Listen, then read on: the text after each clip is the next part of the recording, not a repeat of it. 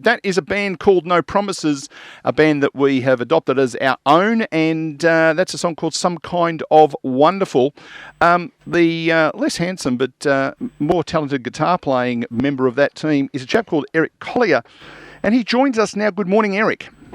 Hi, everyone. How you doing? Going good, buddy. Going good. Very much enjoy that. Listen to a lot of your music. I think it's your finest work. What do you reckon? I'd have to agree with you. We're really happy with what came out at the end. We had a feeling that might be a special one when Janine wrote it and brought it to me. She originally planned on me singing it, but she's the singer in the duo, and so I palmed that back to her, and I think I did the right thing there. I think if it was the great Russell Morris, with whom you have played, I know. I have played with Russell up in Brisbane. That is to take guitar, not as in, Monopoly or anything like that. It was his suggestion that it's never his best song, the next one's the best song, so I'm sure that Janine would tell us the next one is best. But it's got a different kind of feel to this one. I guess when we started, we didn't really know which direction we were going, and so if you have a listen to some of our early stuff, we're pivoting all over the place. And then because of the plague, it limited our recording functionality kind of thing. So we thought we'd do an acoustic album.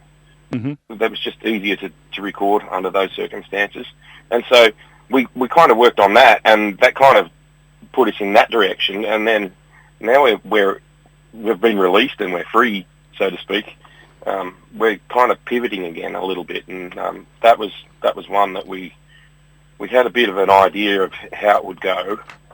If you have a look at our YouTube page, which you can find a link to on nopromises.com.au, there is a demo version that we recorded. Okay. And when we did that, it was like, oh yeah, this is a good one. This is a good one.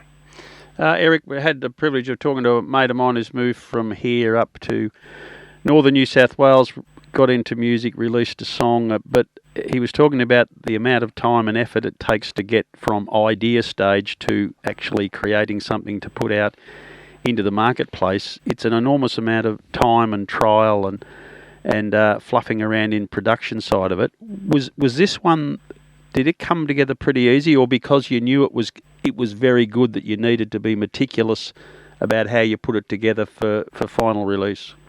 The only thing that makes it a long drawn-out process for us is me, because I'm a world-class procrastinator. So Janine writes them, and I help her write some as well. We've had occasions where we've written a song and had it released in 2 weeks. There's a song called "Coming Home" that happened to, and this one's been on the back burner for maybe 2 years, 18 months, 2 years, something like that. And the only reason that has taken so long is kind of my procrastination. There's other times where we've written songs and they're still half written, and that's a couple of years later kind of thing. So you a lot of ours are really quick, but there's some that are a process. What about in the production phase itself, Eric, when you do it and you think, oh, that vocal needs to be tinkered with, or geez, a heavier drum in there would be better off. We put in a little bit of mandolin or something, whatever the case may be. How much of that goes on in your production meetings? We don't have production meetings. Sound like Neil and I. That's good. Literally, like that. The lead breaks you can hear in that song. I wrote them as I was recording it. So all the lead breaks just written on the spot, and I can't remember how I played them. So if I was to have to play those live, I'd have to relearn them. But and that's my process when I'm recording. Is it's on the spot.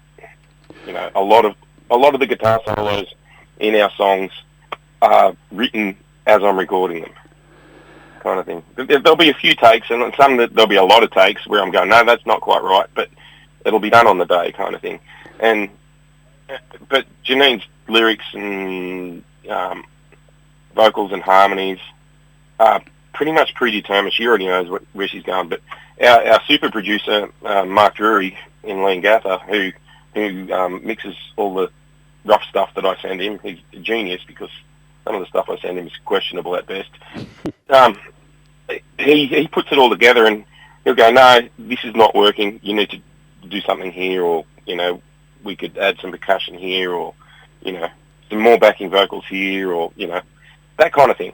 And it's good to have another perspective because when you're in among it, it's sometimes harder to see the bigger picture. And so you need that have some distance between writing and performing kind of thing. Well, Eric, we have to cross to our friends down in Packington Street, but we thought it was good to have a chat. If people want to find more about you, nopromises.com.au, and we would urge people, don't just stream it. Get on to Apple Music or one of those that you can buy the song, pay the $2.19 or whatever it is, and that way Eric and Janine might see 0.15% one day down the track. But stream it and tell people about it. But also there's a really good film clip on YouTube. Eric Collier from No Promises, thanks for joining us. Thank you for having me, guys. Have a great day. Thanks, mate. Best wishes. Bye.